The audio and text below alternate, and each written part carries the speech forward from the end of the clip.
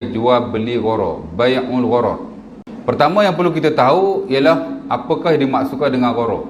Dalam buku-buku para ulama, sama ada yang klasik ataupun yang moden, mereka mendefinisikan secara berbeza-beza. Ya. Sebagai ulama kata gharar ni ialah al-khida', penipuan.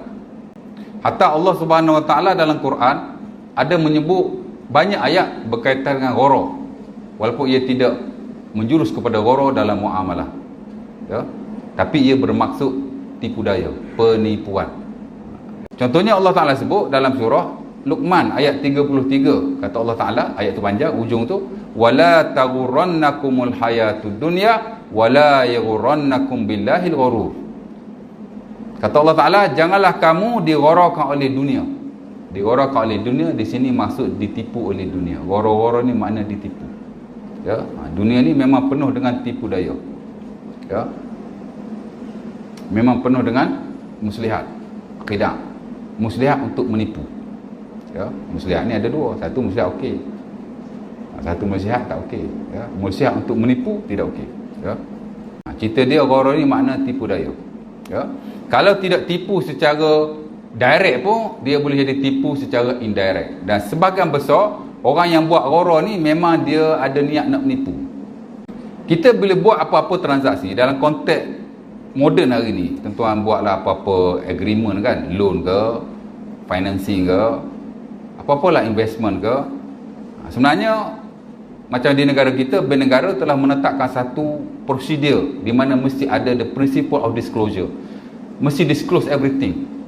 Ya, kita nak melabur umpamanya, operator pelaburan mesti disclose everything. Kalau ada benda yang dia tak disclose, dia sembunyikan, maka dia boleh disaman ataupun diambil tindakan undang-undang. Jadi ulama kata khida', menipu. Boleh ada menipu betul, boleh ada dia niat nak menipu. Kita tak tahu di sebalik tu dia menipu. Kenapa orang nak sembunyikan? Ada niat lah tu. Betul tak? Dia jual kereta, kalau dia beritahu A sampai Z, tak ada gharar. Kesan dia ialah mungkin orang takkan beli kereta dia. Betul tak? Kita nak jual kereta, agak-agak kita nak cerita A sampai Z tak pasal kereta kita, terutama kekurangan yang ada pada kereta kita. Biasa kalau orang tak tanya, kita takkan beritahu lah. Of course lah, di Yuska tu tuan-tuan tanya baru dia jawab. Kalau tuan-tuan tak tanya, haram dia tak cakap. Buat apa dia nak cakap keburukan produk yang dia jual? Tak laku lah contohnya. Sedangkan ia telah menyalahi syarak dan berdosa sebenarnya. Dia kena terangkan keaiban yang ada pada produk.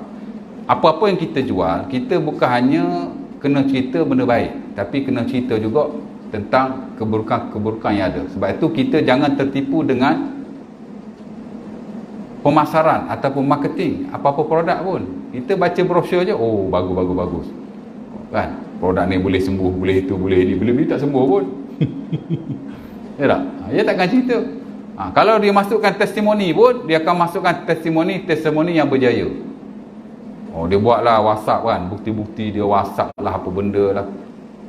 Ya. Kadang tak betul pun, ataupun betul tapi hak tak jadi dia tak bagi tahu. Gharar lah tu. Ya. Dia menyembunyikan suatu maklumat untuk niat nak menipu pelanggan supaya barangan dia kehabisan. Sebagai ulama kata sebagai ulama kata al-ghararu huwal jahalah. Ini al-Imam Ibn Hajar Al-Asqalani dalam Fathul Bari. Ya. Dan sekian majoriti ulama yang lain. Gharar-gharar ni ialah jahalah, ketidaktahuan.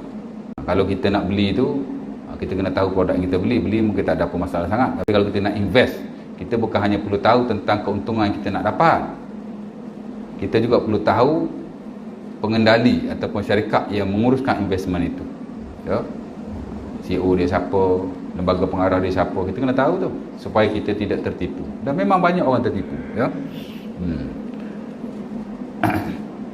Sebab itu kita baca garis panduan yang dikeluarkan oleh bank negara bila kita nak invest. Kita mesti tahu sekurang-kurangnya laporan kewangan suatu syarikat yang kita nak melabur. Kita kena tahu. Kalau tak ambil tahu, syarikat tu rugi dah. Masuk lah kita. Ya tak? Kena tahu sekurang-kurangnya laporan kewangan dia last year macam mana. Nak minta lah. Ya, tengok macam mana. Ya. Itu nak memastikan tidak ada gharar lah. Ya. dan supaya kita tidak rugi pada masa hadapan. Jahalah, mana tidak tahu. Termasuk tak tahu ni juga ialah bila kita hanya melakukan muamalah berasaskan assumption, agak-agak. Kata Ibn Hajar, at-ta'wilat, takwil saja. Ya, dalam konteks klasik, jika ia menjual satu barangan di dalam sampul ataupun dalam kantung, dia tak nyatakan apa yang ada di dalam kantungnya. Saya nak jual ni, nak jual gapoh, nak jual jam. Mana jamnya? Ada tu dalam sampul tu. Okey, saya beli. Dia pun beli.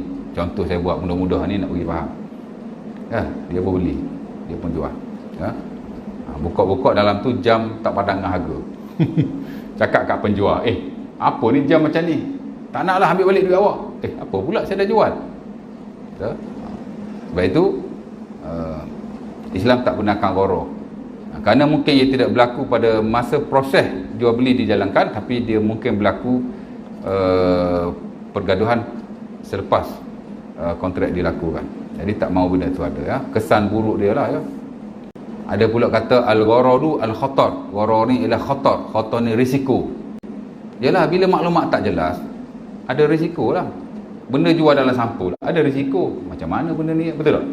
Jadi gharar ni melibatkan risiko juga. Dan ia risiko yang boleh dielakkan. Kalau risiko tak boleh dielakkan, tak apa. Risiko ni ada dua. Satu yang syarak terima. Risiko-risiko yang by nature, mana semula jadi macam tu. Orang meniaga, orang melabur, ada risiko untuk rugi. Itu biasa. Itu risiko tak dapat dielakkan. Unavoidable. Ya. Tak dapat dielakkan. Risiko by nature kan. Ya. Mana ada orang meniaga untung saja. Sebab tu Islam meletakkan prinsip bila kita nak melabur, mesti ada prinsip perkongsian risiko. Kalau tak ada prinsip perkongsian risiko, dia jadi riba. Ada orang nak berniaga. Niaga apa ni? Telur ayam kampung kat Terengganu, hantar apa? Kontrak. Banyak kontrak dalam berbelah muka surat juga. Baca-baca. Saya baca klausa yang pertama, kedua, ketiga, dah tahu dah. Tak patuh syariah. Pasal apa? Pasal tak ada prinsip perkongsian risiko. Oh, patuh syariah ni ustaz? Mana patuh syariah saya kata. Dan ada banyak lagi definisi. Gharar ni ialah al-ghaflah, lalai. Gharar ni ialah al-khatar, bahaya. Macam-macam lagi, ya. Kerana kita fahamlah ulama kita ni kalau bab definisi, dia kadang-kadang mempunyai definisi yang berbeza-beza antara satu dengan yang lain. Definisi dia tak ada hal, ya.